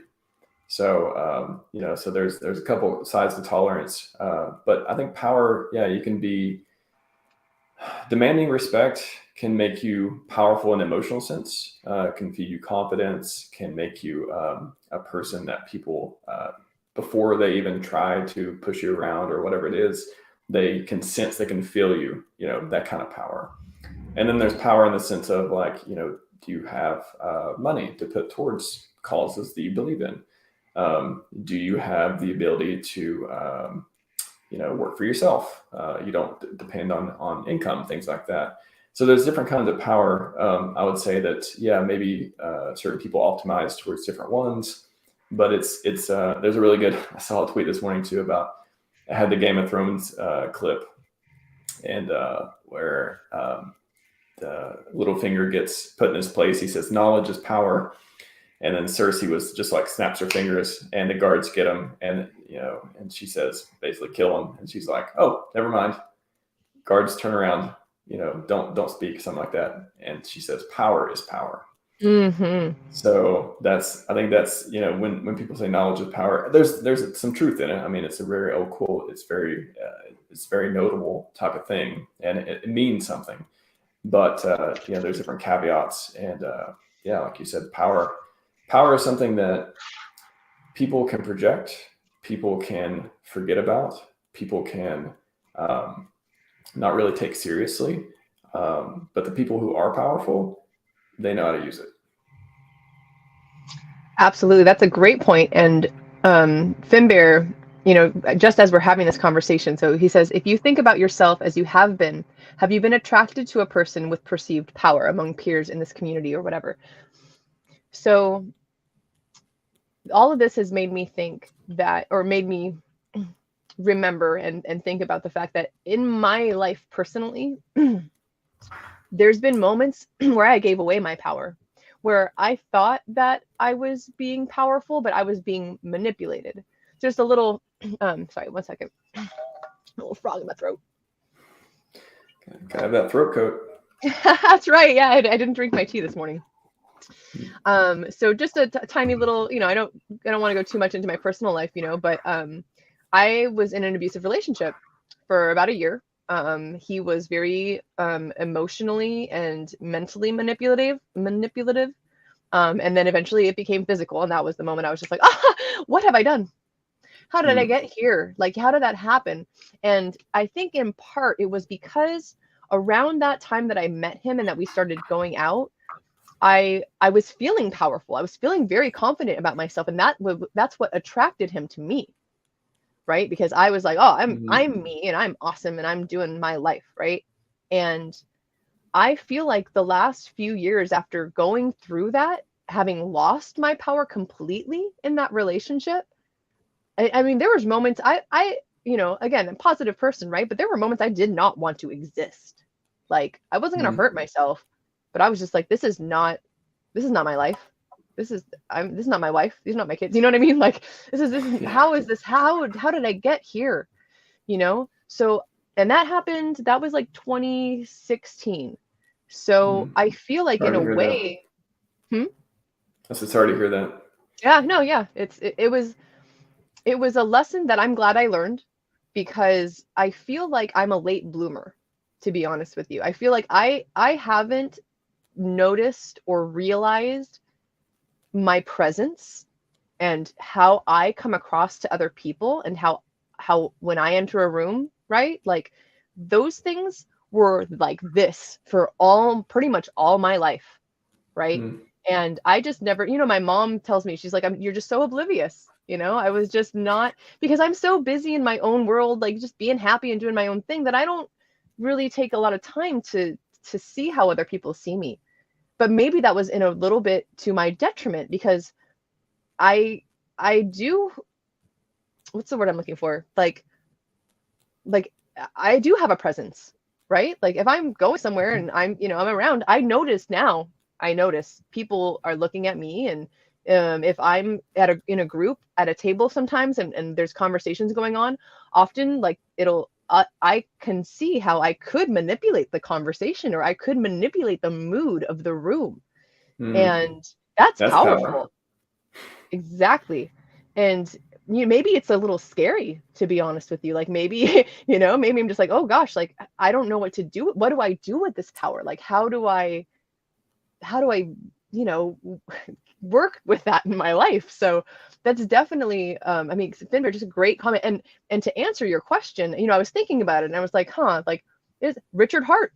I am attracted to Richard, and I'm obviously, like, if I'm doing this and I'm speaking his message and I'm putting so much time and energy into what he's trying to say, that's who I am admiring as powerful, right? Because that's he right now is my greatest example of power. And and that also kind of speaks into my tomboyishness, right? Like I grew up as a tomboy, and like I've always been kind of a little more masculine in my like appearance and things that I do. I was always like the girl that hung out and played basketball with the dudes, or like read comic books and things like that. So I haven't had a lot of powerful female role models in my life. Maybe because I just didn't really want to seek them out. I feel grateful. I have a couple women that I do look up to, and I do, take a lot of advice from. But I have to consciously seek them out, right? Like I have to make a point to do that, because I'm already easily more attracted to the male energy for whatever reason. Interesting. Yeah. Yeah, I mean, I think Richard projects it in so many different ways. That's probably one of the reasons I started following too, was I saw someone who wasn't afraid to speak, wasn't afraid to, put ideas out there and to show off. Showing off the wealth is, at least in the beginning, I was like, oh, this guy's, he's rich. He must have done a lot of cool stuff too. So he has not only the physical tools of power, he talks, again, if you watched the hundreds of hours of live stream, he's made all these casual comments back and forth that just kind of build this thing in your head of someone who, who is a person who is to look up to. He is someone who, yeah, I mean, there's a reason that so many people follow him. It's because he's so charismatic and he has so much to back it up with that you can't help but be attracted. Yep. Yeah, very true. And this is a good point too, Dr. Kindle, that the DNA, right? Like that's just kind of like an innate animalistic, reasoning, is that for procreation or whatever, like that's an interesting point. Yeah, evolutionary outcomes. I'm just like scrolling through the chat real quick here. This is nice. It's a nice little, have good intent and the rest works itself out. That's what I was going to say too. Yeah, I think when you were talking about, what to do with the power and things like that, I don't want to be cliche, but great power comes great responsibility. It's And then you can use it to manipulate people, or you can use it to influence people for their better. There's healthy and unhealthy ways to do all kinds of things. So yeah, if you have that type of power, you can use it for however you like. There's that's what scammers do, right? They use it to benefit, to hurt other people and to benefit themselves. But you would say an influencer is someone who, depending on what they're doing, is maybe fulfilling both sides of that. So. Yeah, and this I agree with this too, because I think that's what we were saying earlier. It's now is having the good intent. That is part of it, right? Having that good thought and having that good goal, that is part of it. That's the start, right? But I think again, where Richard speaks loudly about this is that it's not just the intent, right? It is a key ingredient, but action. Over and over again, Richard brings up that you have to take action. You have to like move forward with that intent. You can't just have the intent, right? You have to act upon the intent. I think there's a good quote here too from Naval, I would say, is karma is just you repeating your patterns, virtues, and flaws until you finally get what you deserve. So always pay it forward and don't keep count. I think keeping count, that's something that's yeah, if you're keeping count of how many good things you do to people, you're probably not doing it out of the kindness of your heart. You want to feel rewarded for it, and you should be rewarded, but you shouldn't be doing it as a contest. You should be doing it as, this is, I'm putting what you project out there is what you're going to get back. You put out good vibes, good emotions. You help people, open the door for people when you're out. Say thank you, smile. Now that we don't have to wear masks everywhere, just be able to connect with people. You put that positive energy out. 9 times out of 10, you're going to get it right back. And it's just the way the world works, and it's good. Yeah, and something that I feel like I need to, and maybe, and I don't know if this is just, no, this is a universal kind of thing, but especially people who are starting out in social media and, maybe starting to do YouTubes as well, is remembering that one person, right, who's not the 10th out of 10, not the 9 out of 10 that are reflecting the positivity back to you, but that one person who's like shooting these negative arrows in your direction, you have to remember to just let that fly by, right? Like, dodge those arrows and don't let that stop your momentum. Because I think for so many people it can, just having that one negative interaction or that one troll or that one person, giving you shit about something, like, what, it's terrible that can stop some people in their tracks. And I just want to, again, be encouraging in that, don't let it get to you. Don't let the haters gonna hate, as they say that, and that's just gonna happen. And kind of going back to what we were talking about at the beginning too, is you are the ruler of your emotional state. You are the one who allows that thought to continue down a negative path, or you let it fly, and then you go on with your positive life. You and you alone are in control of everything you think and feel. That has been the most fundamental thing that I've optimized towards in the last year or so. It's just, talking about, seeing bad comment. I can't see the chat. I assume it's civil, but I'm kind of glad I can't see the chat just in case during the conversation right now. But I think just being accountable. So many people have problems just being accountable to themselves. Like just being able to say, no one else can make me feel bad. No one can make you feel bad. The way you interpret things, the way that if you want to feel bad, go do some stuff and let people talk to you about it. Like somebody will say some comment eventually that will trigger some button for you. Who put those buttons there? They didn't. They never put those buttons there. You have your triggers. You can control them. You can get rid of them. You can tone them down. And there's certain things that, people get offended a lot of times for getting advice. I never understand this. It's just something that's, I understand it in the sense that sometimes, someone will give me advice. And if I think I'm in a position maybe of power, or I think I'm in a position of, seniority or whatever, and they give it to me, and I think sometimes, every once in a while, the first thought I'll have is, oh God, they don't know what they're talking about. But then I'll stop myself and I'll think, hold on. Maybe they do. They're just trying to be helpful. Let me think about what they said for a second. Let me reflect. Does it make sense? Is it helpful? And then go from there. Don't just, don't be triggered in all these different ways. You control all this stuff. You have to accept that no one else is in control of you, that you are. And that's how you find happiness, success, luck, all that stuff. You are in control of everything you think and feel. You just have to take control if you don't have it already. Absolutely. And so a little life tidbit. My stepson was dealing with bullying. He's for his age, he's small and he's brilliant. He's super smart, super kind, and super loving. So a very easy target for bullies. Not a sports kid. He loves playing the piano and reading. He loves into Harry Potter right now. So he was going through a really hard time at school. He was getting picked on almost every day. And, they were just throwing out, calling him gay, throwing out all these slurs, just, being jerks. And there was one point where, when we just tried to, do what we could to encourage him that, hey, this is, not how, this is not who you are, right? Like you can only, if it's the same thing as if they're called, like, I'll just call him D, right? Like, hey, your name is D. If someone's calling you John over and over again, right, you're not going to listen to them because that's not your name, right? So think of it in that way. Don't listen to it. That's not who you are. And something stuck because he started to let it fall off like water on a duck's back. It doesn't, I honestly, we haven't talked about it recently, so I don't know if he's still getting picked on and it's just rolling off his back, or if they just stopped because it doesn't bother him anymore. They're not, it's not getting to him. And he's been able to make that mental switch and be like, you know what? That's not me. That's not who I am. I'm not listening to you. Fight's over.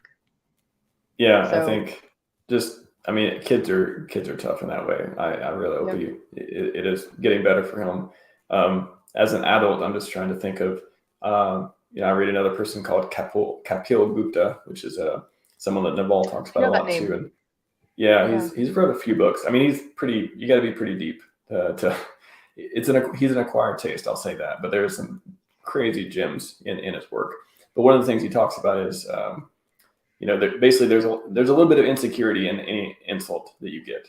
So a little part of you thinks it may be true, and that's why it may trigger you, right? If you don't think it'd be true, if I said, SJ, you're butter, you're just a dumb, you're a dumb stick of butter or something, you'd be like, that's a weird thing to say, first of all. Second of all, there's no way I can be a stick of butter because I'm human, blah, blah, blah, obviously. So, when someone says something, insults you in a way, and you feel something from it, that is just a little bit of your insecurity thinking it may be true. Now, whether it's true or not, doesn't matter. None of that matters. It just means that you are sensitive in that way, and you feel like, even though it may be ridiculous what they're saying, a little part of you thinks, ooh, what if it's true? Naval talks about, people, his thing is people call him a fake guru, for example. That could be an insult for him. And he said, it still bothers me a little bit because I'm thinking sometimes, he's thinking, what if I'm a fake guru? Not that it matters. He brushes it off, finishes the conversation with, it doesn't matter, and all this stuff. But that's one of the things he used to deal with it too. And I always thought that was so insightful when I first read it why the only reason, do you care what someone would say is either you think a little bit of it may be true, is possible, and you're sensitive to that fact, and you care what they say. So if you try not to care what they say, and you don't put any stock into name calling, and you don't, obviously, like I said, this is for adults. Kids are a whole different story. I totally get that. But just the whole fact of if you think what they're saying is ridiculous, it won't hurt you. So if you could optimize towards that, I think that's been helpful for me too. Yeah, I wanted to touch on this comment real quick from Georgia about kill them with kindness, which I agree with to a point where what I'm trying to say is make sure it's genuine kindness, right? Because you can go out there and be like, oh, bless your heart. Oh, I see people kill them with sarcasm, say that phrase exactly. Like they say, they kill them with kindness, but then, if deep down you're actually upset and, you're being kind because it's like a snide, like jerky thing to do, so make sure that if you are killing with kindness, that it is really coming from a place of love and compassion and kindness, right? And it's not false or fake. Or just don't respond. That's another thing bullies hate. They hate it when you don't respond. Of course, don't let yourself get punched in the face and all that stuff. But if you online, for example, if you just don't respond, there's nothing for them to hang on to. Richard calls it feeding the trolls. Don't feed the trolls. And it's not a surefire way. There may be very obsessive trolls and stuff out there, but try not to feed them. Yep, exactly. Which is why he encourages people not to talk about them or scams. Like, don't post the link. Don't even bring it up, because that's just going to put more eyes on it. And that's the opposite of what you want to do. Exactly. Yes. Well, let me see. Look at these notes over here. Was there anything that you feel like you wanted to address or bring up? We got about a half hour left, I think. Yeah. Yeah. If you want to go into maybe, I thought I could just read some quotes, kind of like you were doing at SciVive. I can read some quotes and we can just sort of discuss if you like. Yeah, absolutely. That'd be great. Yeah. So, I wanted to, I think the most useful thing is most useful person at work, so I could talk about, if you haven't heard of him by now, Naval Ravikant. And I've just found a ton of useful gems here, things you can definitely elaborate on. Knock on wood. Oh, real quick, Go ahead. Max, do you see on your StreamYard on the right-hand side, do you see where it says private chat or comments or banners? Is that showing up for you? Let me check it. I'm sure it is. I was gonna have you maybe post some links to like, or I can find you. Oh, you know what? While you're doing Okay. this, I'm gonna find links to like your tweets and like your accounts and stuff like that. Okay, and there's some in the. Let's see. If you just type in, yeah, if you just take my Twitter, there should be some links too. But before then, could I take just a quick break, real quick? Yeah. Yeah. Yes, you can. No problem. Thank you. Yeah, all good. Alrighty. So yeah, for those of you who may be tuning in a little bit later, this is going to be something I'm going to do once a month. It'll be the SciVive deep dive show. I may do it a little more often. Just kind of depends on how much interest there is, how many people are wanting to. Thoughts, child. I was just thinking of you. I was actually just going to ask Max if he knew you because I feel like y'all would just go and Finbear too. We should do this. I think Thoughts and Finbear, like y'all, we need to just come together and just go deep dive sci-viving maybe a little more often because I know that y'all have a lot to say and have a lot of differing opinions. And, you know, I feel like from what I've seen and what I've learned and what I've heard you talk about in the past, y'all are very philosophical. You've got a lot of really great, wonderful thoughts to talk about. So good. Yes, yes, and yo, yo. I like it, guys. We'll definitely do that. And any ladies, of course. I mean, I'm trying to get the Women Crush Wednesday thing going, but yeah, if there's any women that really feel attracted to speaking about SciVive and how it's affect your lives, I also want to, at this point, I'd love to encourage anyone who's in the SciVive Twitter community. If you're not, please join. And if you are, I really want to encourage people that are in there to speak up a little bit more because I feel like it's just me. It feels like a little echo chamber right now because like I've just been posting little things about like, hey, here's a quote, here's a link to the audio, here's this and that, and then it gets retweeted. And I'm like, wait, but I've already posted it in the community. Anyways, so point being, if you're in that SciVive Twitter community chat, I would love to get a little more discussion going on there, a little bit more, you know, like life evidence of things that have helped you from SciVive. So just want to encourage that. And Max, now that you're back, do you know Thoughts Child? Thoughts? I said that right? Thoughts Child? Thoughts Child. Does that name sound familiar to you at all? It sounds a little familiar. What's going on? I was just talking. He just joined the chat. And he is someone who I also highly regard in terms of waxing philosophical, I guess is a good way to put it. Okay. We met in Vegas. And yeah, he's got a lot of really great like brainwaves. And Finbear, I don't know if you've seen his name around, but he's also someone who similarly very like-minded in terms of just, you know, really wanting to dig into the deeper subjects in life. And Finbear and I are actually both a part of the Hex Foodies groups as well. We talk about permaculture there and, you know, gardening and self-sustainability. So lots of different things. And I need to join the Twitter group for SciVive as well. I keep on the mobile app I use, I can't access it for some reason, but I know I can on the web, which I use it all the time too. And then of course on Telegram, I'm in the SciVive group there, which was perfect. You know, yeah, I saw you. Yeah. Yeah. It can get interesting in there. Yeah. Yeah. But that's the point, right? Like that's what we're here to do. We're here to discuss and to be open-minded and to open, you know, help people open their minds and, you know, yeah. Exactly.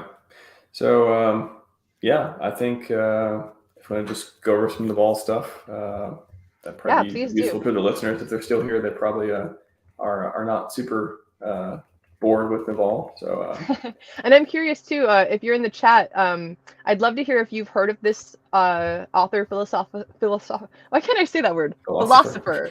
Thank you. Philosophizer, I think. Philosophizer. Derek Zoolander, yes. Nice. Let's philosophize together.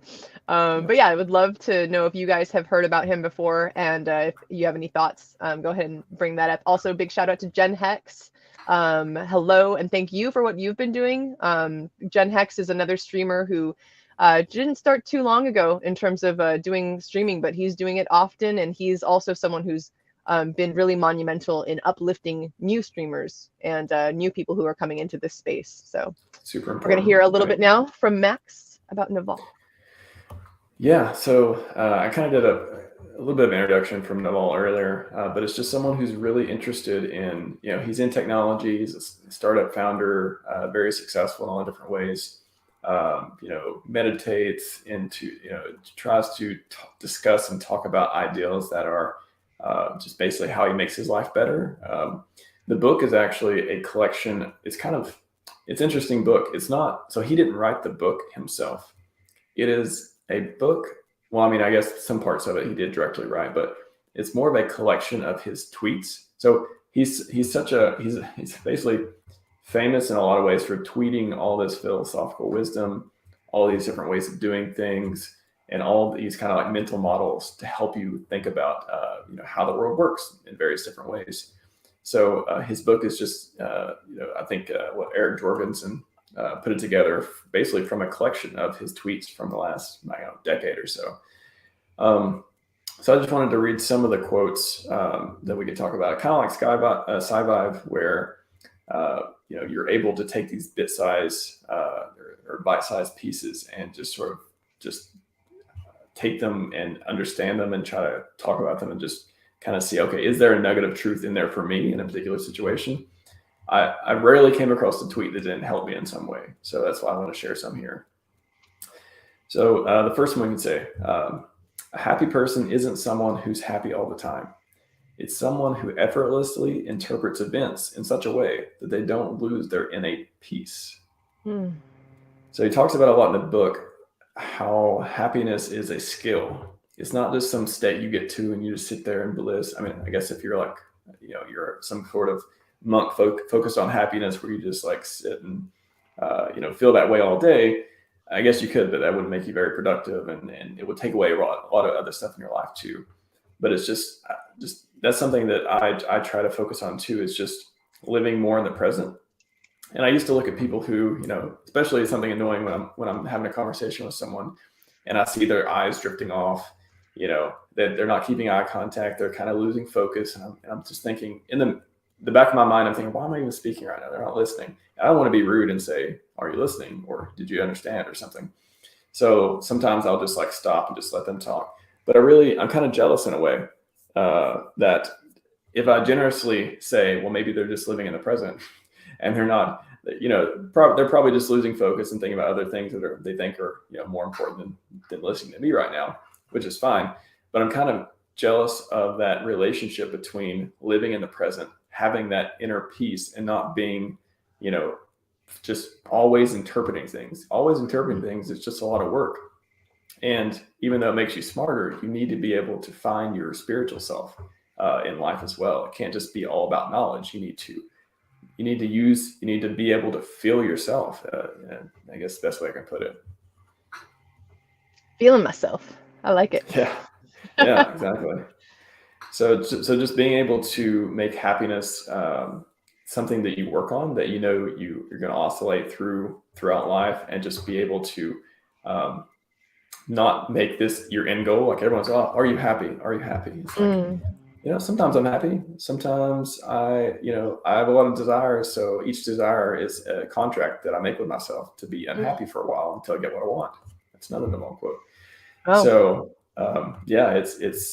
it's not, happiness isn't this end all be all state. It's kind of this thing that you want to optimize your life in a way that gives you more opportunities to be happy.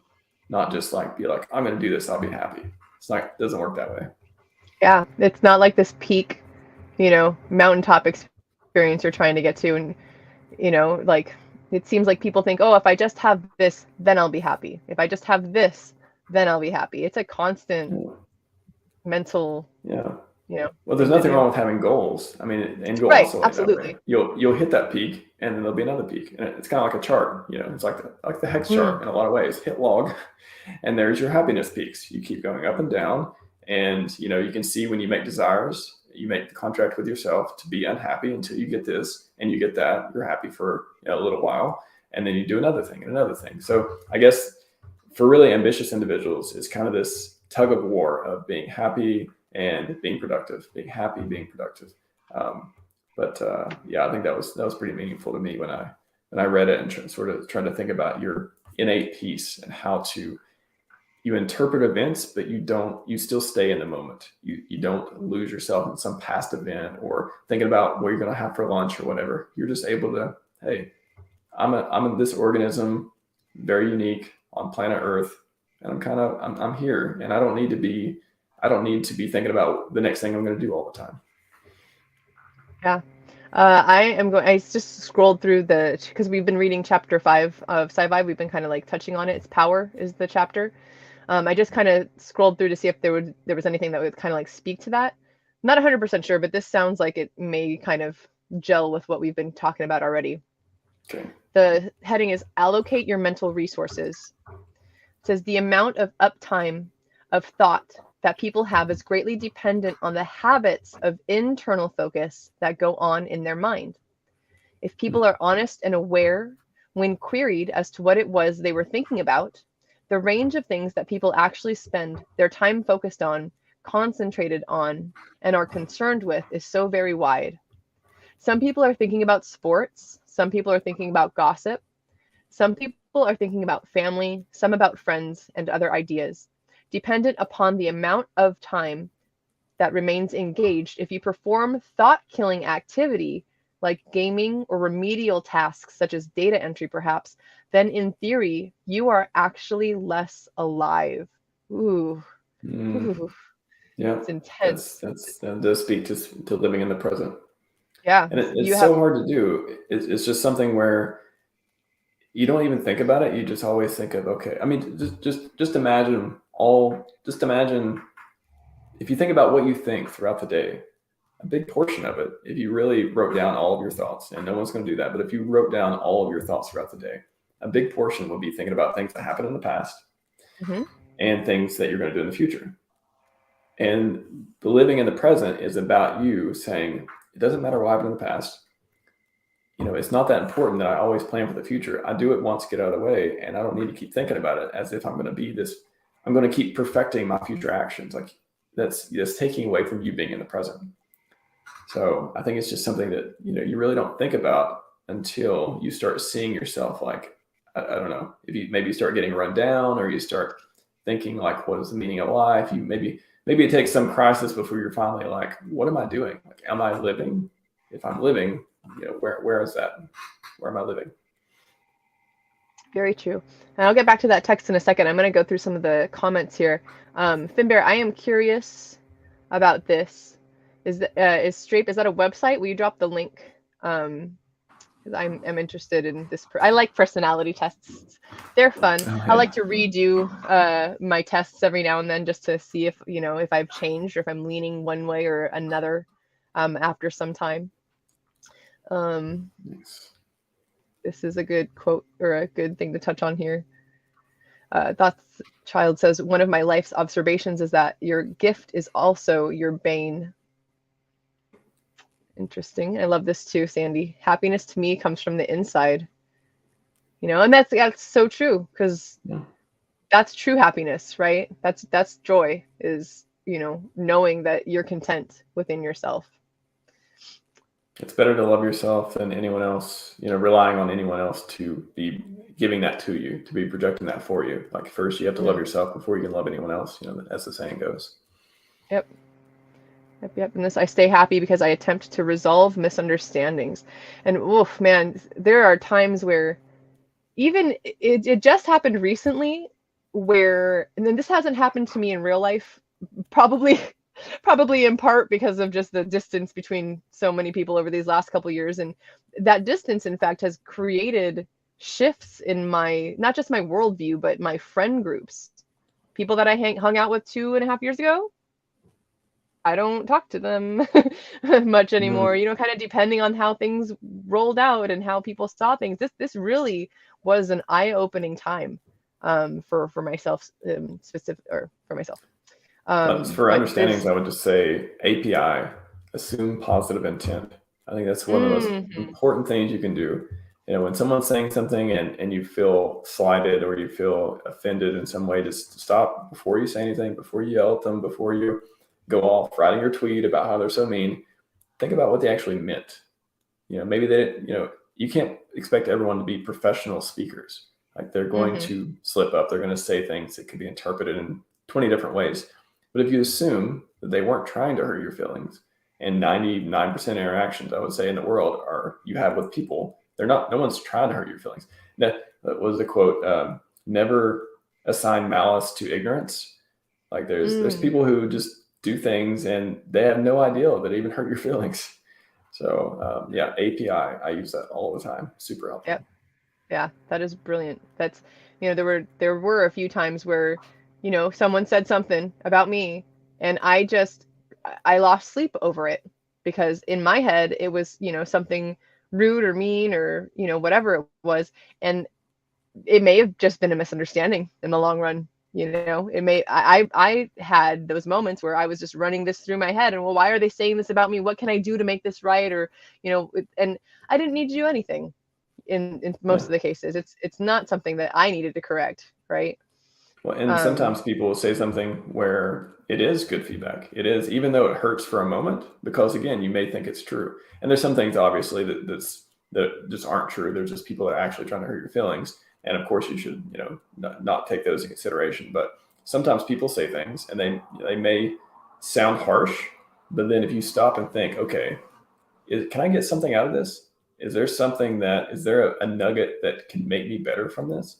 And I've used it as motivation. I'd say, okay, somebody said, you know, you, you suck at this. And I'm like, well, do I care about being good at that? Yes. Okay. So what did they say? What is the actual point of what they're saying? Okay. Can I improve on that? Yeah, I guess I can. Well, I guess I'm new to study now. So that's how you can beat people in that way too. Sometimes if you can use it, you know, maybe they were trying to hurt your feelings, but you can, you know, turn it around and be like, yeah, mm, thanks. You actually made me better. exactly. Yep. Yep. Yep. Absolutely. And curious, have you heard of Sam Harris, Hex Oh yeah. Christianist? Oh Okay. yeah. Yeah. So Sam Harris, the was it Waking Up podcast, something I listen to from time to time. I don't agree with everything he talks about, but of course I don't agree with everyone with who I follow with everything they talk about. But yeah, some of the epic interactions with him and Jordan Peterson on stage. If you want to like see two great minds battled out for like modern issues, and you know one's atheist, one's Christian, stuff like that. If you're interested in that, get on YouTube and just do Sam Harris, Jordan Peterson. I think they did a TED forum in Canada a while back. It was just phenomenal if you're into that sort of thinking. They're just gonna go through a few more of these. Same Money is Taylor. not the most important thing, but I put it up there with oxygen. Nice. Yeah, I mean, Yeah. money is a tool. It's a means to an end. So you know, when I started doing studying, you know, let's say maybe just a few years ago, I around the time Hex came out, I thought, wow, you know, I think this could make me wealthy. I think this could be the key thing that gets me, you know, in the position financially that I want to be for generations to come, me and my family. So I started really intensely studying. Just I wanted to be wise. I thought, okay, I'm probably going to get a lot of money in the future by investing, and I don't want to screw it up.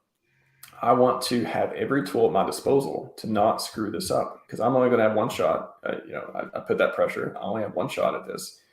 I'm going to do my best, and I'm going to be wise enough to put the money to work on initiatives and the foundations, the things that I want to do with it. And I'm not going to spoil my kids. I'm not going to go waste it. I'm probably never going to buy a Lambo. I actually talked about it. Maybe I'll lease one for a day just to see what it feels like. But I'm not interested in that kind of stuff. I'm interested in being great. And how to become great? Well, I need some resources. How do I get resources? Well, Richard Hart seems like a good place to start with it. So that really motivated me to find this type of wisdom and to improve my judgment, improve my decision making, and really become. To me, it's all about becoming the best version of yourself, like fulfilling your own potential. Everyone has a potential out there. Some ceilings are higher than others. Some are lower, depending on how you were born, your IQ, your environment. All this stuff depends on that. But the most important factor is yourself and what you want to do. And if you want to be wealthy, healthy, and wise, there's no shortage of information of how to do it out there. It's just you have to believe that you want it yourself and go do it. That's the hardest part. Action. Hardest part is not knowledge; it's action upon such knowledge. So perfect segue to I just scrolled down in that same chapter I was reading a little bit, and Richard says, the law of attraction is actually perverse. Every moment you spend focusing merely on what you want instead of focusing on doing the things that get you it is a waste of time. Focus on the real world. If you focus on the real world and not fiction, when you care to disengage and do screwing around, you can screw around better because you'll be wealthier, fitter, and have better resource material to write and gain enjoyment out of other people's fiction. If you're wondering if the world is actually just a digital simulation or someone else's supercomputer, you're worried about someone else's problem. You don't live in that scale, so it doesn't matter. Yeah, it's just using the right tools for the job and being effective. Right before we came on stream, I tweeted about mankind's biggest problem isn't a lack of knowledge; it's a lack of being effective. Like we have Richard plenty talks of about that knowledge. too. Yeah, we have plenty of knowledge. It's just putting it to work to make things into existence. That's why I love Elon Musk so much. Like, he's cool in so many other ways. Richest guy in the world, that's cool too. But this guy gets stuff done. He makes the most out of every moment in his life, and I'm so appreciative he sacrifices like himself for that. Like, what you talk about one man, on this mission to do all this stuff. Of course, he has the companies behind him, things like that. But if you like watching interviews or doing deep dives on him, you can see that he is so self-sacrificial, and again deserves everything he gets in that way. So more action, less everything else. It's just, do you want it or not? Don't lie to yourself. Okay. Like, do you want it? If you want it, you'll do everything you can to get it. And if you don't want it, you won't. It's that simple. Yeah, absolutely. I'm very grateful that we get to have these conversations, and thank you so much for reaching out to me about doing this. I definitely think that this will continue. In fact, this might have convinced me to kind of start doing this format maybe more than once a month. Like, 'cause this is really great. This is really what I wanted, right? Is I want to have the conversations. I want people to dialogue about this, and more than anything, I want this kind of information about Richard and who he is and how he has affected people's lives to get out there. These are the streams that I want people to see and be like, oh, maybe there is something more to this guy than his Louis Vuitton bags and his, cheeseburger purses. So it is worthy knowledge of sharing. Yeah, it is absolutely. Absolutely. So yeah, we're getting close to the 2-hour mark. And that's kind of where I wanted to end it today. Do you have any final closing statements that you wanted to add? Oh, in fact, while you're doing that, I'm going to get your links for everyone here. Okay. I think the only other thing I would mention that I think is just super important is compound interest. So another Naval quote would be, everything in life is about compound interest. Your relationships, your money, of course, if you're into finance, you understand all that part. But executives, they don't get hired because they work the hardest. Like, they're paid for their judgment. They're paid for those years of experience that they have proven. Their success track record has shown that they are the top 1%, whatever they are, the best at what they do. So they get paid for their judgment. So that's compound interest over time. Like, you never make a best friend overnight. Like, they may eventually become your best friend, but there's no, if you ever call your parents or call a family member, somebody or a friend or whatever that you've known forever, and they, you call from a different number, so they don't recognize your voice immediately.